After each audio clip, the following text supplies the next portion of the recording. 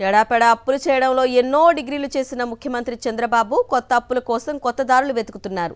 రాష్ట్రంలో మద్యాన్ని ఏరులుగా పారుస్తున్న చంద్రబాబు సర్కార్ ఇప్పుడు రాబోయే మద్యం ఆదాయాన్ని హామీగా చూపిస్తూ మరో భారీ అప్పుకు రంగం సిద్ధం చేస్తోంది.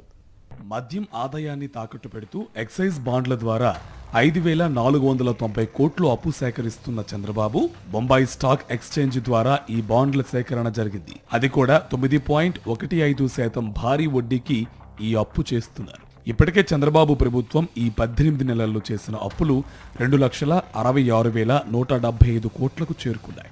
కూటమి ప్రభుత్వ గ్యారంటీతో రాజధాని కోసం మరో 7,387 కోట్ల 70 లక్షల అప్పు చేస్తున్నట్టు వెల్లడించారు. ఇవన్నీ సరిపోవన్నట్టు మళ్లీ చంద్రబాబు పదే పదే అప్పులకు అర్రులు చాస్తూ ఉండడం అందరూ నివ్వెరపోతున్నారు. ఈ 18 నెలల్లో వైఎస్ జగన్ ప్రభుత్వం 5 ఏళ్లలో చేసిన అప్పుల్లో 80% చంద్రబాబు ప్రభుత్వం దాటేసిందంటే పరిస్థితి ఏ మేరకు దిగజారిందో అర్థం చేసుకోవచ్చు. తక్కువ వడ్డీకి తక్కువ అప్పులు చేస్తేనే వైఎస్ జగన్ హయాంలో రాష్ట్రం దివాలా తీస్తోందని, శ్రీలంక అయిపోతోందని పెడబొబ్బలు పెట్టిన ఎల్లో మీడియా ఇప్పుడు అధిక వడ్డీలకు లక్షల కోట్లు అప్పులు చేస్తుంటే తల ఎక్కడ పెట్టుకుంటుందని విమర్శకులు ప్రశ్నిస్తున్నారు. రాష్ట్రంలో మద్యం విక్రయాల ద్వారా వచ్చే రాబడిని హామీగా చూపిస్తూ భారీ రుణ సేకరణకు చంద్రబాబు సిద్ధమయ్యారు. ఎక్సైజ్ శాఖ బాండ్లను జారీ చేయడం ద్వారా 5,490 కోట్ల అప్పులు చేసేందుకు ఉపక్రమించారు. అది కూడా త్రైమాసికానికి అత్యధికంగా 9.15% వడ్డీతో బాండ్లు జారీ చేయాలని నిర్ణయించారు. గుట్టు చప్పుడు కాకుండా ఈ భారీ రుణం సేకరిస్తున్నారు.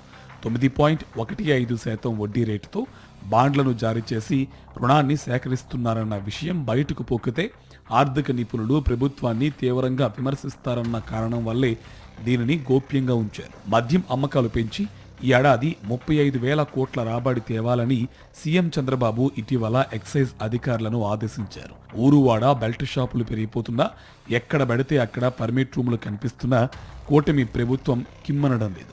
దీని వెనుక ఉన్న మర్మం ఇప్పుడు అందరికీ బోధపడింది. రాష్ట్రంలో మద్యం అమ్మకాలు ఎంతగా పెరిగితే అంత సంతోషం అన్నట్టుగా ఉంది చంద్రబాబు విధానం. ఎంతగా మద్యం తాగిస్తే అంతగా అప్పులు చేయడానికి వీలవుతుంది అన్నట్లుగా ఉంది చంద్రబాబు ప్రభుత్వ తీరు. ఎక్సైజ్ బాండ్ల ద్వారా రుణ సేకరణ కోసం చంద్రబాబు ప్రభుత్వం నిబంధనలకు విరుద్ధంగా వ్యవహరిస్తుంది. ప్రస్తుత కూటమి ప్రభుత్వ ఎఫ్ఆర్బిఎం పరిమితి ఎప్పుడో దాటిపోయింది. అయినా సరే ఎక్సైజ్ బాండ్ల ద్వారా 5,490 కోట్ల రుణ సేకరణకు ప్రభుత్వం సిద్ధపడింది. నాడు తక్కువ వడ్డీకి తక్కువ అప్పులు చేస్తున్న శ్రీలంక అయిపోతోందని విమర్శించిన ఎల్లో మీడియా ఇప్పుడు చంద్రబాబు ఎక్కువ వడ్డీకి ఎక్కువ అప్పులు చేస్తుండడాన్ని ఎలా సమర్థించుకుంటారని విశ్లేషకులు ప్రశ్నిస్తున్నారు.